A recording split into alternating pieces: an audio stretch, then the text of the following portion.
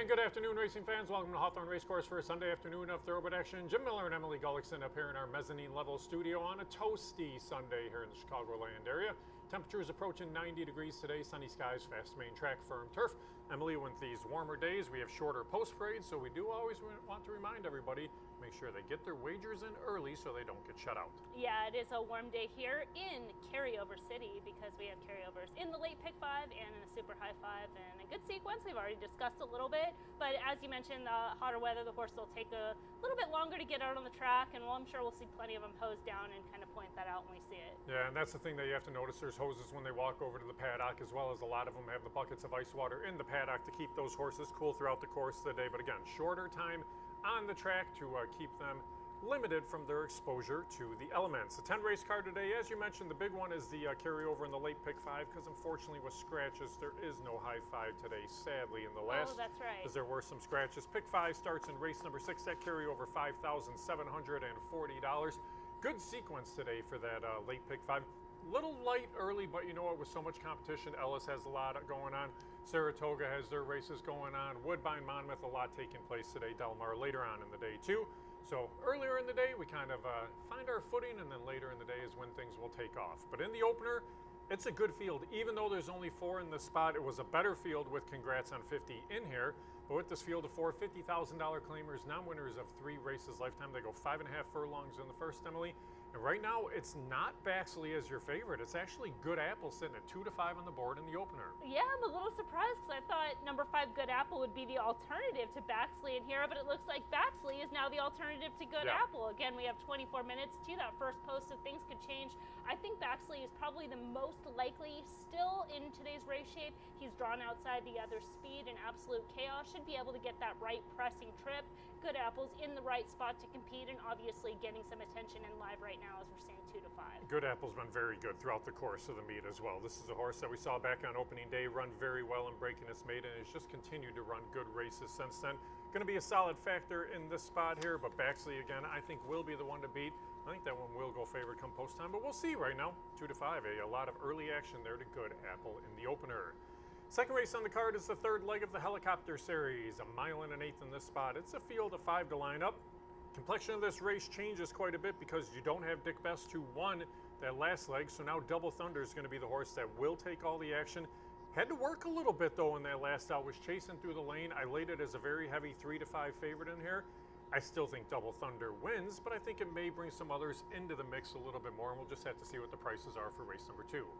Double Thunder is definitely the horse to beat in here, but I agree with you. Off the visuals in the last race, you have to have some reason to have a little bit of hesitation, and it could open the door for him to get beat in here. He does have the benefit of having the tactical speed, the speed figures that are on his side, but today's race shape, these compact fields, dynamic can change a little bit, right, especially with today's field where you have a horse like Slava Ukraini on the inside who has early speed but might not be the pace setter. They might deflect to Midnight Blue Note or even let Double Thunder go. It's like there's a lot of scenarios that can come into play, and if Double Thunder isn't quite on his A game, this race can be wide open and can create some possibilities to open it up for Slava Ukraini or even Global Empire, right, to sit a trip right off those runners. So I think it's complicated, but does start with Double Thunder. And that's kind of the thing for just seeing what the pace scenario is going to be. If either Slava Ukraini or Midnight Blue Note get loose on the lead, they could take them the whole way around. If they contest the lead with Double Thunder up there, yeah, a horse like Global Empire could come running by him late, or Double Thunder just gets that track and trip behind just one of them and takes over in the lane. We'll talk all about that, and then where'd the day go, we'll probably run up and win. But yeah, see what happens there. We still have plenty of time to bring him back into the fold by the time that race comes around. Right, exactly. So we'll see how things unfold there for the second. Third race on the card goes 3/4 of a mile, conditioned as $7,500 claimers in this spot. It's a field of 6 in here. I think things have to start with the 3. That's Charlie Lightning, a horse that was claimed for $5,000 out of that start 3-back. The one interesting thing, you ran a good second in that last out. The horse was claimed. That claim was voided though, and that's the one thing. So it goes back to the Hugo Rodriguez barn, and they do step up slightly off that race, but I tend to wonder if anybody's going to dip into claim once again. They might, and yeah, I think the key with Charlie Lightning and why they could be the horse to beat in here really just comes down to the pace scenario, and Charlie Lightning could just be the controlling speed and take this field gate to wire. So you have to play out that scenario. Now, right, if he doesn't, there's some others that want to challenge, or he's not quite ready in this spot. something goes that way. I think there's some other live runners in here. A horse like Parker, who's been just kind of knocking on the door. This horse is so overdue for a win. And number 4, Patty's House, is the horse that is probably the least obvious, but I think there's a lot of intent there coming into this spot.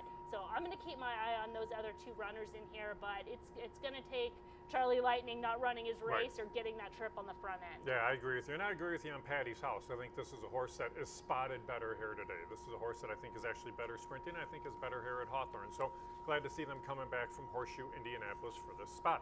Race number 4 today goes a mile and 70 yards, conditioned to 5 claimers in here. It's a field of 6. There's 2 in here from the barn of trainer John Heron and Chibi Sheehan and Emitaz, who are both in with a big shot.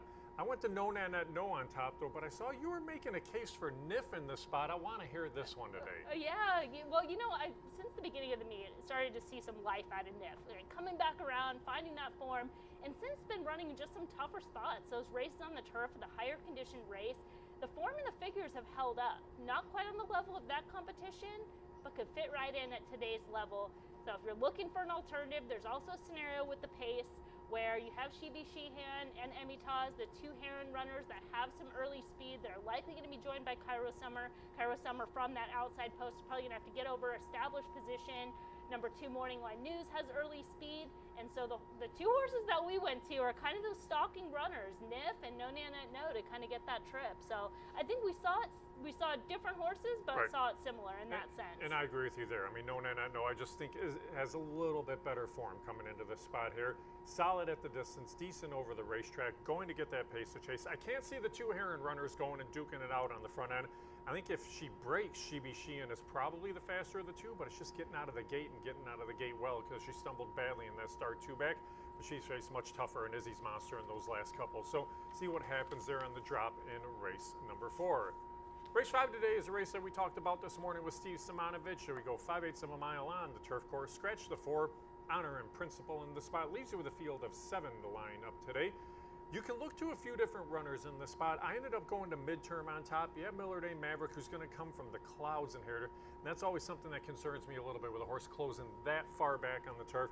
Midterm's been trying to get on the grass. I think this one has a good shot, especially after the scratch here of Honor and Principle. Absolutely. I was those 2, Honor and Principle and Midterm, so now it's kind of a 1 horse there. I'm negative on Miller to Maverick for the reasons that you mentioned. Is a horse that tends to break slow. And from a physical standpoint, watching the races at Horseshoe in Indianapolis, it's not really a runner that looks like that 5 furlong turf sprinter. Obviously showed they can do it, but makes that run from off the pace, has that tendency to break slow, has to get a trip from the rail.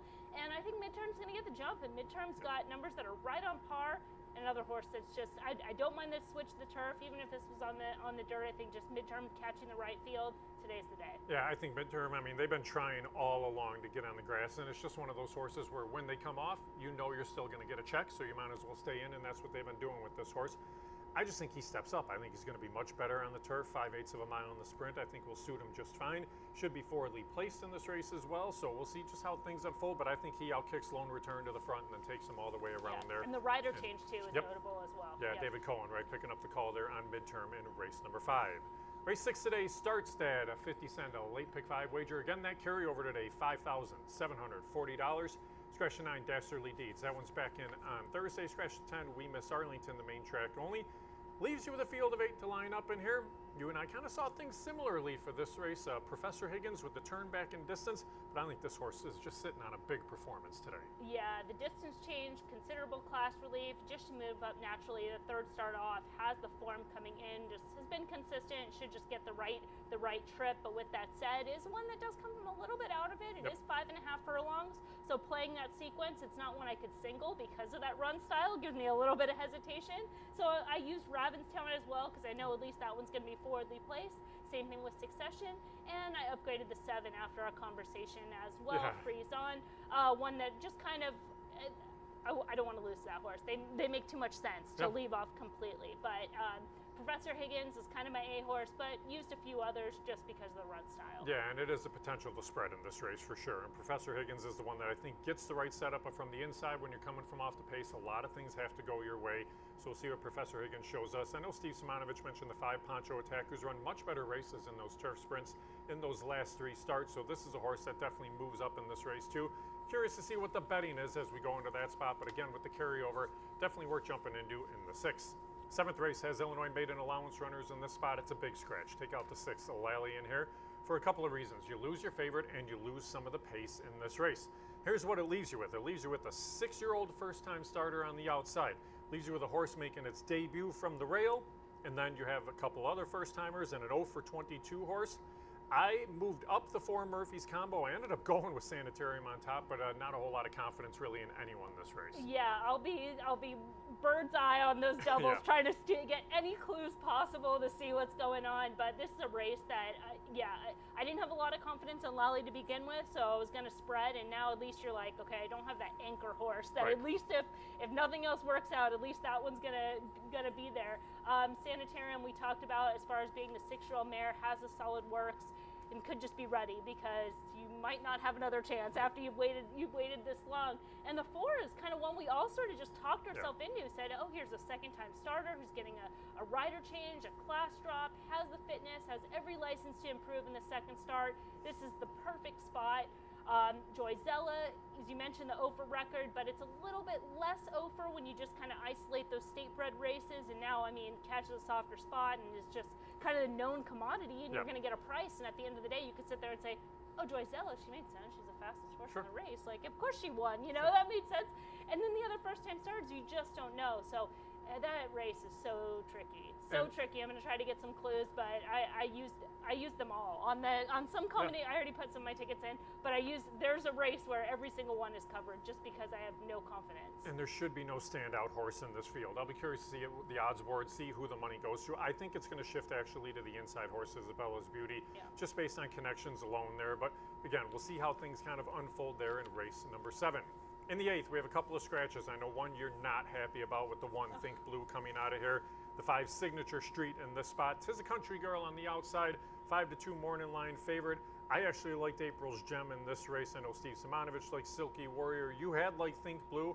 Think Blue coming out changes the pace complexion a lot in this race. It changes the whole race altogether. It absolutely does. You almost have to go back through. Yeah. And when we talked about this race a few hours ago, I'm still with you on April's Gem. I thought the same thing. Everything still lines up. And April's Gem, one that has some tactical speed and finishing ability, so I don't mind where she can kind of put herself in the race and seems like there's some intent there. But it does change the race complexion a little bit. And I talked about Kingsbury's Dream a little bit as well, and I actually think that the scratch assists her despite being a closer, because it makes some of those other horses kind of forced to push the pace a little bit more. Sure. And so that can often help out a closer. So I went on that direction with April's Gem, Kingsbury's Dream.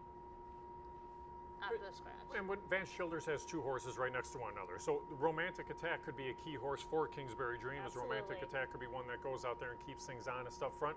Like you mentioned, April's Gem is the one that I landed on. I just think the level, the distance, the pace scenario, and the price could all line up for that one to post a pretty big effort there in race number 8. 9th race on the card, you get a field of 8 to line up, $5,000 claimers. They go 3/4 of a mile. I think today has to be the day for Violent Gigi. I say that, though, and the horse is winless over the last couple of years. It's going to be a short price favorite. Numbers seem to be the best of the field. If anybody steps up, maybe it's Hurt So Bad in this spot or Mon Ami Fuzzy, but Violent Gigi is going to be the favorite in this race. Those are the 3 that I used to just kind of advance through this leg.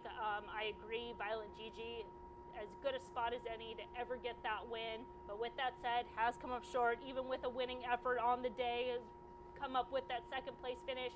Mon Ami Fuzzy, I think, is just going to be the value of those runners and maybe just gets first run, and that's the key on the trip.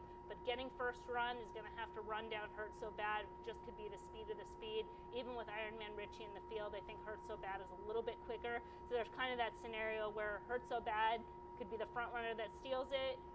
Mon Ami Fuzzy is the one that gets the jump on Violent Gigi, and then Violent Gigi just being the best horse in the race, and it really doesn't matter. So I had to use all 3. Trainer Blanca Candela sent out 9 starters on the meet. 5 of the 9 have found the board. So everything's running well from the barn. They're just knocking on the door. Maybe they get over the hump today and get the job done as the favorite there in race number 8. In the finale, allowance runners in this spot. This is an interesting field. Now, again, there's only 6 because of scratches of the main track onlys and 2 horses in Wildwood Ministry and Family Tradition. The ones that remain in are all kind of your main players in the field, though, anyway. You have 2 from the barn of Louis Roussel, 2 from the barn of Chris Block, and then you get New Year's Surprise and Man on Attack in here. I know Steve loved Towering Storm. You and I were on Stay Magnifique. I don't think we get 8-1 necessarily now. I think the price comes down a little bit, but I'll be curious to see how they wager this race. Yeah, Stay Magnifique makes so much sense in here. Has the races this season at the non-winners of one allowance condition, but those are much tougher race par.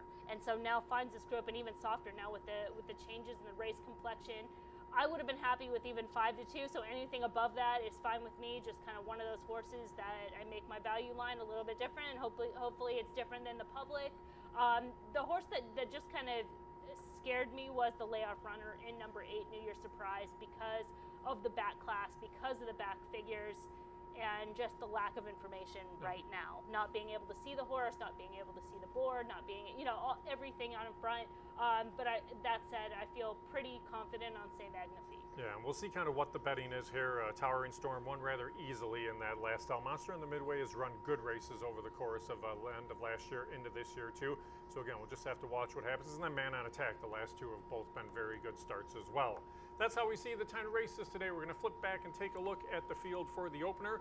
Before we do that though, birthday wishes go out today to one of the best working, hardest working people here on the grounds at Hawthorne Racecourse. Happy 36th birthday to Lisa Colina, who's down there working in the Fanatics Sportsbook. She hustles all over the place. If you see Lisa, you can't miss her. She is the happiest person on the grounds. Go up there and wish her a very happy birthday. Give her a little bit more in the tip jar as well today. But happy 36th birthday to Lisa. Make sure you check out and say hello to her down on the first floor. All right, in the opener here, we go 5.5 furlongs in the first, $50,000 claimers. Non-winners of 3 races lifetime. It's only a field of 4 to start out the day as we scratch the 1. That's congrats on 50. So we're going to roll through the whole field. Let's start from the outside and work our way in. As we talked about it earlier, 2 to 5 on Good Apple. It's still holding at 2 to 5 on the 5 horse here. This one from the barn of Chris Block has been very consistent throughout the course of the year. Yeah, going back to the debut at the fairgrounds, kind of just looked like a first start. Needed that race at the fairgrounds on the turf against Open Company, and then exploded here, breaking the maiden on opening day. Came back with a strong win on a quick turnaround. Since then has been in Open Company, and he's held his own, just hasn't been able to get that win, find the right field. A lot of that is his own doing, just some issues out of the gate, but consistent numbers. I think the outside draw could be to a benefit. A rider change, sometimes it's no knock on the prior riders, but you're just trying to change things up a little bit, and that could all be the key. This horse seems very live right now on the board. Initially, I thought he'd be the alternative to Baxley. Certainly a capable type.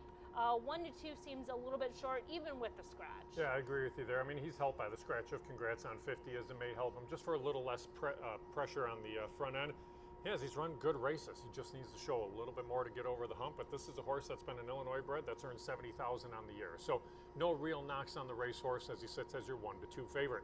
4 horse in here is Baxley. Baxley gets David Cohen in the saddle for trainer Larry Ravelli, and Baxley 4 starts in its career, a couple of them coming as victories. It was a maiden breaker last September. Then most recently went to Thistledown to win back on July the 16th. Again on the front end, was pushed every step of the way there, but was able to prevail in the end. Yeah, I think the race at Thistledowns, he ran a huge race at Canterbury Park coming off the layoff, and I think they had a very live horse that day. There were poor weather conditions. He dueled between horses. He was stalked by the inside tracking winner. I think the race at Thistledowns just wanted to get the win. So we have a live horse. Let's find a race. He's in good shape. This one just seems to come up, and he got the job done. He earned a really strong speed figure that day. He's going to wheel back in the spot in 19 days. It's a similar race par. Does get off a little bit slow and rush into the lead. That can always be a little bit of a concern, but otherwise makes sense in this spot, and maybe we'll see Lisa in the winner's circle. And we might. I mean, 5 to 2 is a great price in this field of 4-2 on a horse that I think is probably the best of the bunch, but Baxley right now, your current second choice. 3 horses, Larry the Poet. Larry the Poet gets Adamar Santos aboard for trainer Jose Rodriguez. We talked about how well Adamar has ridden throughout the course of the meet. And Larry the Poet is a horse that has some versatility. So if the others go in this field, this is the one that may potentially be able to rate. Comes in out of a couple of races at Fairmount Park, but does step up a little bit in class today. He is going to step up in class quite a bit in this spot. And I guess that was kind of my biggest concern, was class and the speed figures just compared to the others in the field, where he's got a hurdle with just those other runners that have that slight edge on him. Yeah, 7 to 1 right now on Larry the Poet. Then lastly is the 2, Absolute Chaos. Julio Felix aboard Absolute Chaos today for trainer Ingrid Mason. This is a horse that faced $25,000 company in that last out. It wasn't a bad effort. I thought actually the race 2 back was a better race. That was a good field that was won by Went West, and we just saw Navy Seal That one came back and won on Thursday. So Absolute Chaos could be a player in this race. I'm a little bit surprised to see this one as the longest price. I am too. I mean, he's got races that definitely fit. Going back to prior Oaklawn Park form, going back to those races in spring of 2022, 2023, those are some of the strongest numbers in the field, and he did so consistently. Now, he hasn't quite run back to those races this year, and especially in this current form cycle. But as you mentioned, some of the races that he's running have come back productive. They've come in live. He's third off a layoff. He has the back numbers. He has the form. He's forced to show early speed. The race that you mentioned back in June, that was quite good. Yeah. Really was, because he was part of that very fast early pace. The Ingram Mason barn's been a little bit cold, and that could be part of the reason, but this horse would be no surprise, and certainly you could make a case that he's an overlay at 8-1. Yeah, and I saw the bucket of water just to keep him cool as they put that water over him. You see it right there in the stall there for the 2 Absolute Chaos. That's how we see things for the field. For the opener, it is a field of 4. We'll see if the birthday girl, her 36th birthday, Lisa Kalina, is down in the winner's circle with Baxley, or see if someone else gets the job done as they head out in just a couple minutes. Good luck.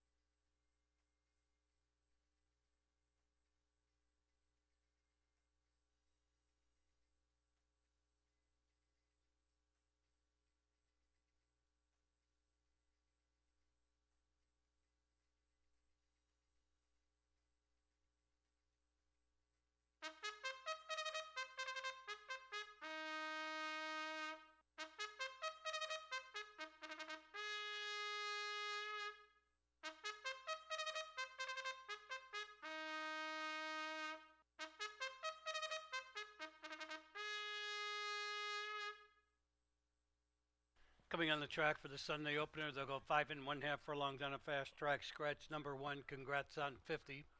Field of 4, no jockey changes, no overweights. Win, play, show, exacta, trifecta, win, play, show, exacta, trifecta. Start of the rolling doubles, rolling pick 3s, the 50-cent early pick 5, and the $1 place pick 8. Parading here they are. 1 is Scratch, 2 Absolute Chaos, Julio Felix riding. 3 Larry the Poet, Edamar Santos aboard. 4 is Baxley with David Cohen riding. And number 5, Good Apple, Alexi Santana will bring him to the gate. They'll all be there in about 3 minutes. Kick off the Sunday program. Once again, win, play, show, exacta, trifecta wagering. It starts the rolling doubles, rolling pick 3s, the 50-cent early pick 5, and the $1 place pick 8. Remember, just 12% low takeout on win, play, show wagers here at Hawthorne, and just a low 8% takeout on the $1 place pick 8 wager. Track fast, turf is firm, rails set at 0 feet. 3 minutes till post.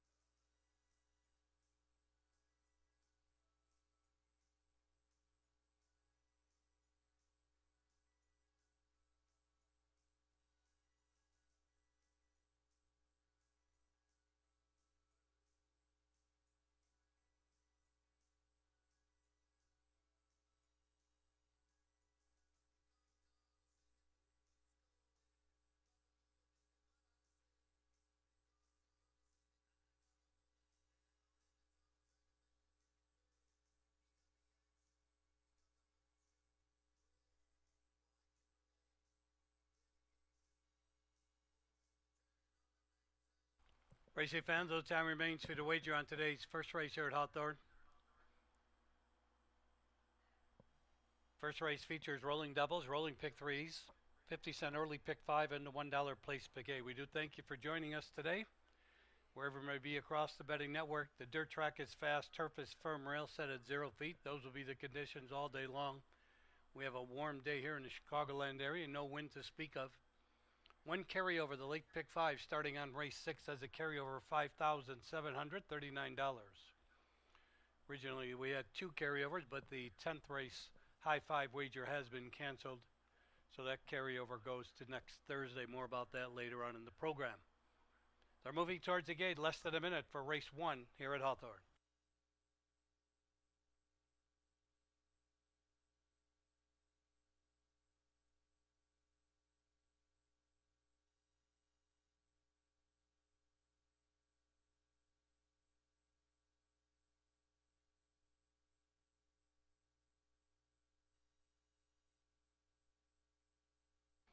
Now they're at the starting gate for today's first race here at Hawthorne, first of 10 on the Sunday program. Just 4 to go in here.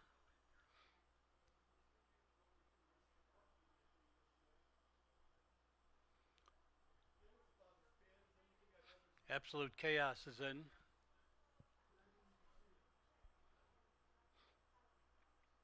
Larry the Poet moving in. Current favorite Baxley moving forward. Good Apple will be the last to load.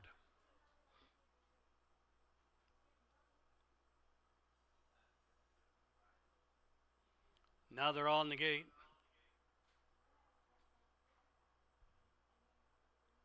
They're off. Good Apple trying for the lead towards the inside. Absolute Chaos between those two, Baxley and the early trailer Larry the Poet. 3 across the track, heads apart for the lead as they continue their run on the backstretch from the inside out. Absolute Chaos, Baxley, Good Apple, 3 wide as they move into the turn. It's a 3 or 4 length gap to Larry the Poet tracking from 4th. They move around the turn. Absolute Chaos has the lead.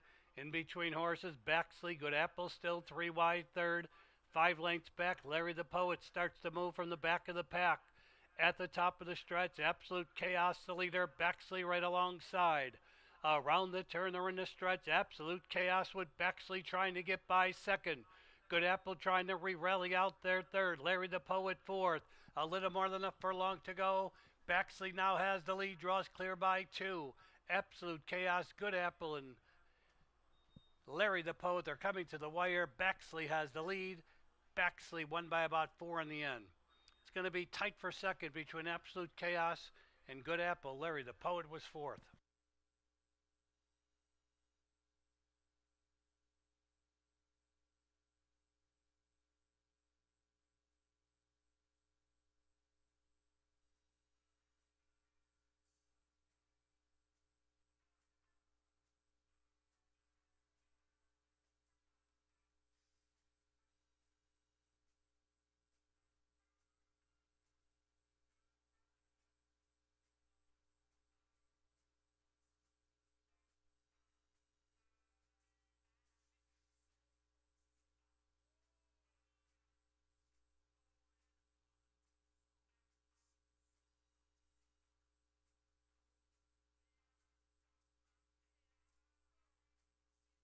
Today's first race 4, Baxley finished first, 2 Absolute Chaos 2nd, 5 Good Apple was 3rd, 3 Larry the Poet 4th. 4-2-5-3 is posted. It's unofficial. 102.89 the running time.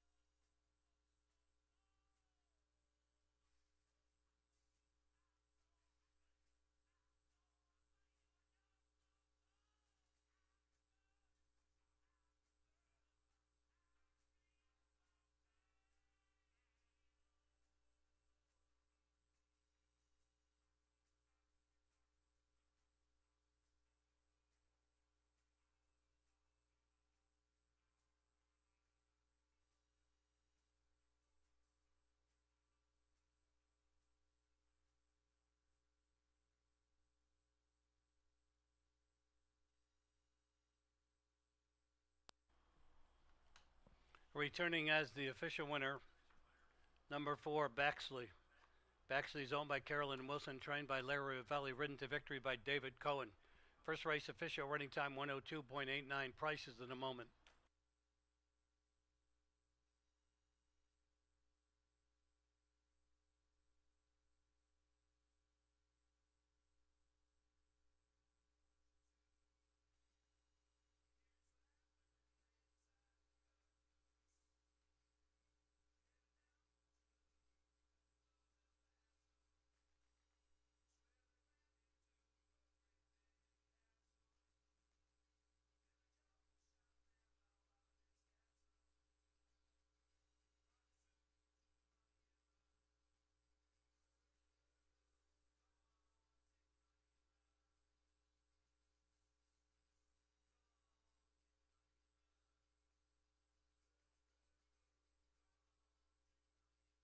Exacta 4-2, $5.50 for $1. 50-cent trifecta 4-2-5, $4.30.